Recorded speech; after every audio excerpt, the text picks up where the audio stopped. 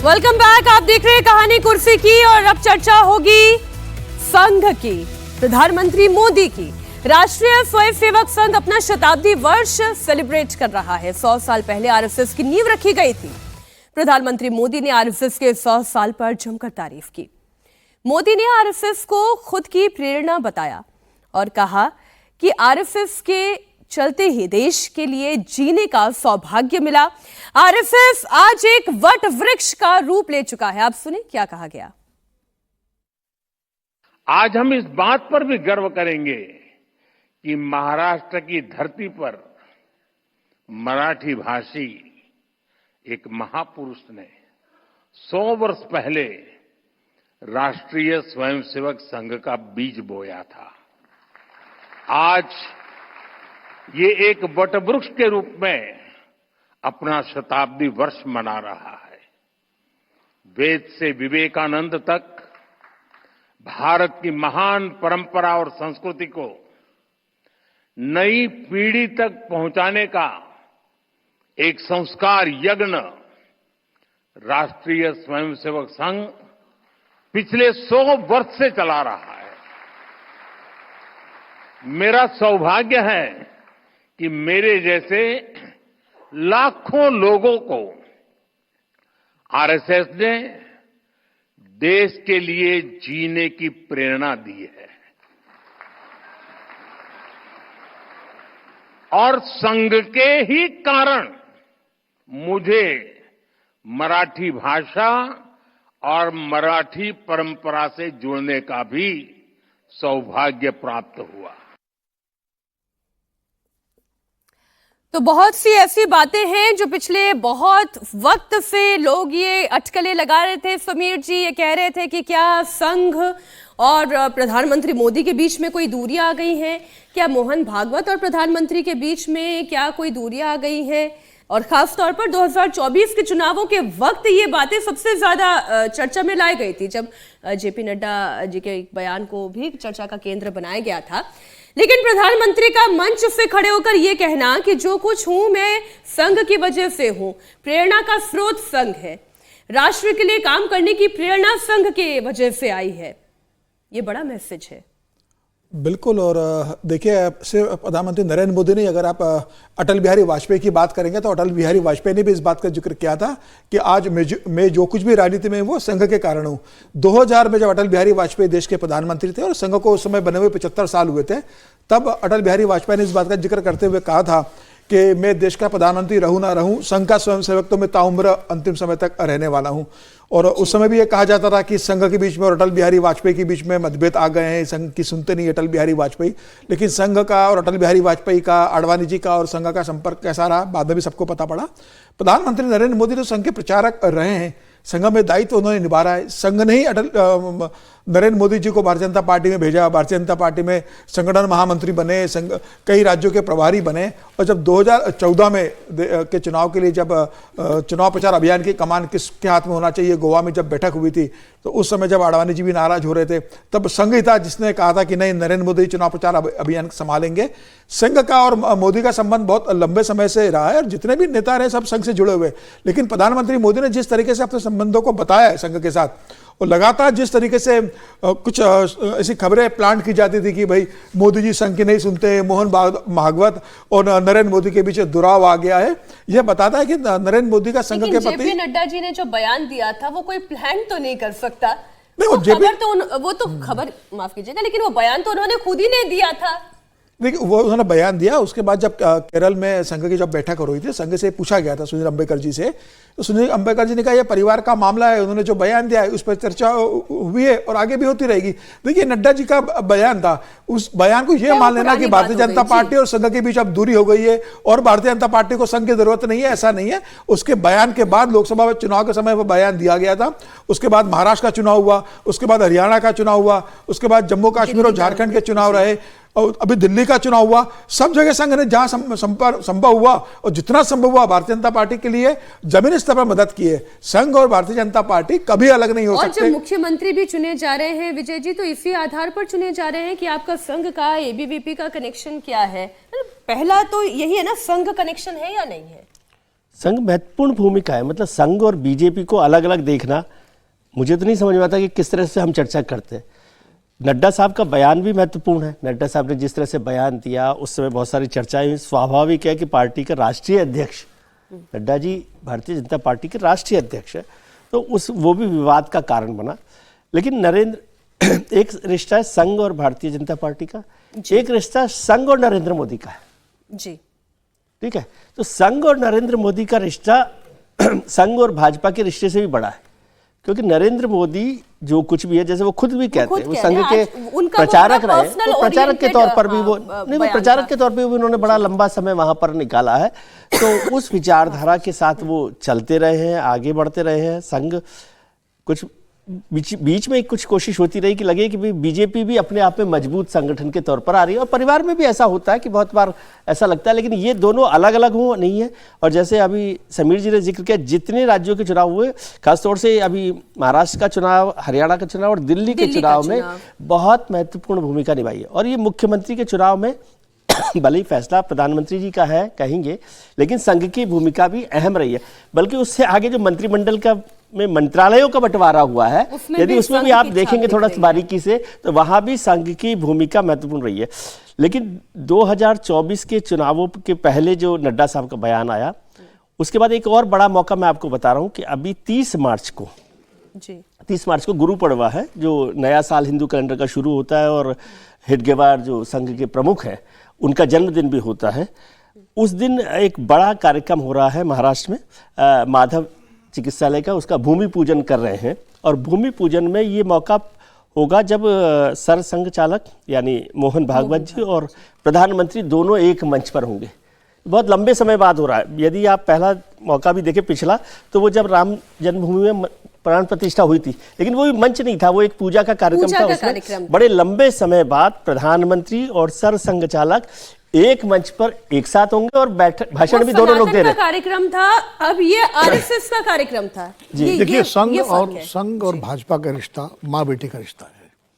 संघ मातृ संगठन है, भाजपा उसकी संतान है, और यही रिश्ता संघ और मोदी जी का भी है। मोदी जी भी उसी से निकले हैं, खुद ही मान रहे हैं। मेरे प्रेरणा की पुंज है। लेकिन कई बार अक्सर होता है कि बेटा माँ से रूठ भी तो जाता है। जब बेटा बड़ा हो जाता है, और जब कई बार माँ कहती है ऐसे करो, बेटा कहता नहीं मैं समझदार हो गया, मुझे अपने हिसाब से करने दो काम। ऐसा नहीं कि माँ बेटे के बीच में झगड़ा हो गया, रिश्ता नहीं खत्म होता, लेकिन वो रहता है। तो जो नड्डा जी का बयान था, वो चाहे अटल जी की बात कही इन्होंने या मोदी जी की, जब प्रधानमंत्री बन जाता है कोई नेता संघ से जुड़ा हुआ, तो प्रधानमंत्री को संविधान के हिसाब से देश चलाना होता है, और बहुत सारे काम ऐसे करने होते हैं जो शायद संघ ना भी पसंद करे, क्योंकि वो व्यवस्था होती है, उसके तहत जो काम करना होता है। और संघ कुछ चीजें अपने ढंग से निर्देशित करने की कोशिश करता है। और जब कोई प्रधानमंत्री, चाहे अटल जी हो और चाहे मोदी जी हो, जब वो उसके लिए इनकार करते हैं या उस पर ध्यान नहीं देते हैं, तो संघ को लगता है कि ये हमारा बेटा जो है हमसे ज्यादा बड़ा हो गया है। और तब ऐसी स्थिति में नड्डा जी जैसा कोई अध्यक्ष कोई बयान ये देता है कि भाई आप माता जी तो हो, लेकिन हम बड़े हो गए हैं, बताने के लिए। लेकिन रिश्ता नहीं खत्म होता है। और उसके बाद फिर माँ का बयान आता है कि बेटा दूध तो मेरा ही पिया है तुमने।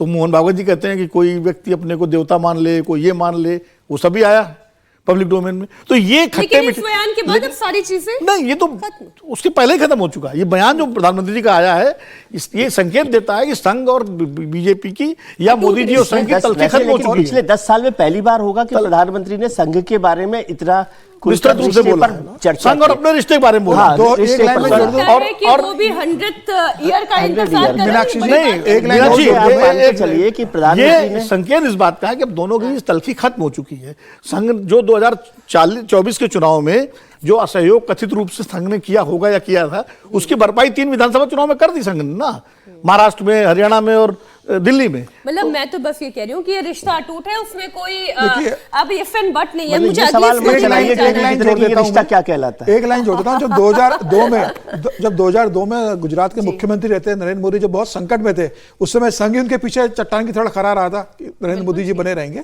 तो संघ और मोदी का संबंध और लेकिन समीर, ये भी सच्चाई है कि गुजरात के संघ के नेता बहुत परेशान भी रहते थे। आप याद करिए 2008 का चुनाव, केशुभाई पटेल का पूरा ग्रुप जो है अलग हुआ था, 2007 का चुनाव। क्योंकि हर एक कहानी बताती है। लेकिन एक बात मैं बस कर दूं कि संघ और मोदी जी या संघ और बीजेपी के रिश्ते में ये देखना कि वो अलग हो जाएंगे, झगड़ा कर लेंगे, ये तो बेकार की बात है। थोड़ी बहुत तनातनी ये सब होती रहेगी मुद्दों को लेके, लेकिन रहेंगे। एजेंडा आखिर संघ का ही तो पूरा कर रहे हैं ना। राम मंदिर का एजेंडा किसका था? संघ का। 370 का एजेंडा किसका था? संघ का। ट्रिपल तलाक का एजेंडा किसका था? संघ का। यूसीसी का एजेंडा किसका है? संघ का। तो प्रधानमंत्री नरेंद्र मोदी की सरकार मुख्य रूप से जो एजेंडा लागू कर रही है वो तो संघ के एजेंडे हैं।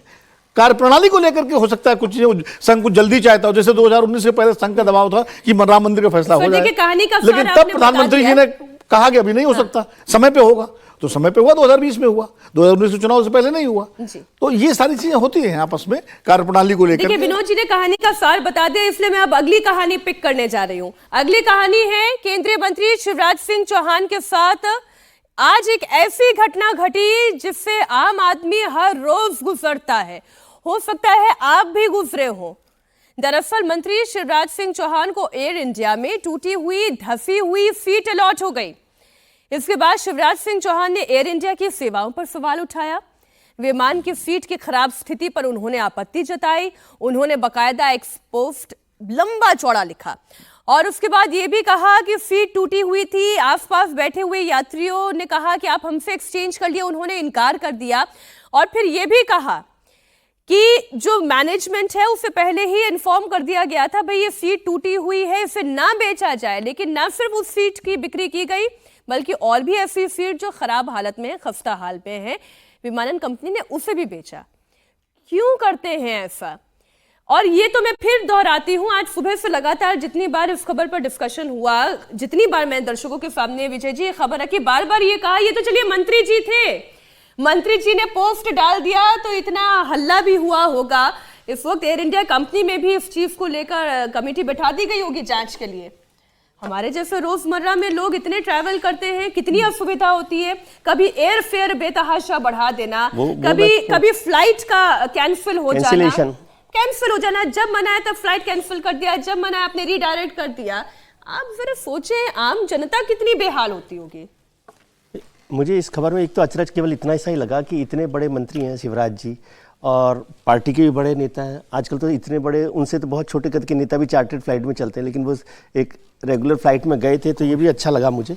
और उसके बाद उन्होंने उसकी शिकायत की कि क्या हो रहा है, तो ये भी लोगों तक पहुंचा होगा। हालांकि वो एविएशन मिनिस्टर को उन्होंने टैग नहीं किया, नहीं, लेकिन मैं कह रहा हूँ केंद्रीय मंत्री हैं तो वो तो सीधे ही सिविल एविएशन मिनिस्टर को बात करते कि भाई ये क्या है, इसके लिए ट्वीट की जरूरत नहीं थी। अच्छा, कि क्या व्यवस्था है क्या नहीं है, लेकिन उन्होंने ट्वीट किया तो अच्छा, वो बिजनेस क्लास में रहे होंगे। हम सब लोगों की परेशानियां भी सामने आई कि भाई इस तरह से परेशानी हुई। और जैसे प्रधानमंत्री जी का जो सपना था कि हवाई चप्पल वाला भी हवाई जहाज में जाए, तो पिछले दिनों महाकुंभ के दौरान जो एयर फेयर बढ़े उसमें मुझे लगता है जो हवाई जहाज में गया वो हवाई चप्पल लायक ही रह गया। समझे? तो उस पर कोई देखने वाला नहीं रहता है कि सरकार क्या नियंत्रण कर रही है कि नहीं कर रही है।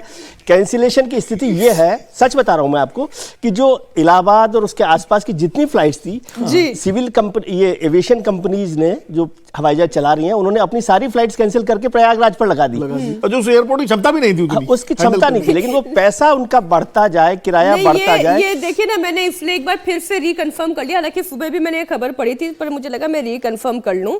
उन्होंने इतनी लंबी बात में केवल टैग एयर इंडिया को किया, एविएशन मिनिस्ट्री को भी इसमें टैग कर देना चाहिए था। बिल्कुल, मंत्री को ये वो टैग कर देना तो अलग बात है, लेकिन मैं तो कहता हूँ केंद्रीय मंत्री को अपनी सरकार के मंत्री से सीधे बात करनी चाहिए। आप ये कह रहे हैं कि मैं उसी का जवाब दे रहा हूँ, विजय जी जो कह रहे हैं वो लिखे, लेकिन उसको बात तो करें। उसी का जवाब दे रहा हूँ। देखिए, अब पहले अगर सिविल एविएशन मिनिस्टर तो ज्योतिराज सिंधिया थे, मध्य प्रदेश से आते हैं, शिवराज जी के संबंध अच्छे। अगर अभी ज्योतिराज सिंधिया के बाद अगर सिविल एविएशन होता तो शिवराज सिंह चौहान ट्वीट नहीं करते, वो सीधा फोन करते हैं। इनको भी कर सकते हैं, जो तेलुगु देशम के मोहन रेड्डी जो है, नायडू के पास जो है, राम मोहन नायडू के पास है। मुझे लग रहा है कि उनको उन्होंने जरूर मैसेज किया होगा। कैबिनेट मंत्री है। छोटी सी सर खबर है, अब उन्होंने क्यों नहीं किया ये तो शिवराज जी ही जाने, लेकिन ये अच्छा हुआ कि उन्होंने एक्सपोज कर दिया। वो अच्छा किया। हमें ये खबर पता चली और उन्हें भी ये पता चला कि बाकी लोग भी इसी पीड़ा से गुजर रहे हैं। जाके पैर ना फटे भी भाई, इससे ये समझ में आता है जाके पैर ना फटे भी भाई, वो का जाने पीर। मतलब वो सीट किसी सामान्य व्यक्ति को भी अलॉट हो सकती थी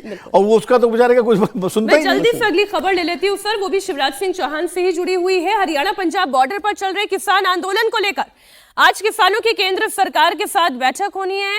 चंडीगढ़ में होने वाली इस बैठक में शिवराज सिंह चौहान शामिल होने जा रहे हैं और ये उसी ट्रैवल के दौरान की पूरी घटना है जो उन्होंने फेस की। Mahatma Gandhi state institute of public administration में आयोजित की गई है ये मुलाकात और इससे पहले 14 फरवरी को बैठक चूंकि बेनतीजा रही थी, इसलिए इस बैठक को लेकर बहुत उम्मीदें हैं कि डेडलॉक खत्म हो। क्या डेडलॉक खत्म होगा विनोद जी? देखिए, डेडलॉक खत्म कैसे होगा? मूल मांग है एमएसपी की कानूनी गारंटी। जो दिल्ली में किसान आंदोलन हुआ था उसमें भी यही मूल मांग थी, अभी भी वही मूल मांग है और उसके लिए उसका फैसला भारत सरकार के प्रधानमंत्री जी को लेना है।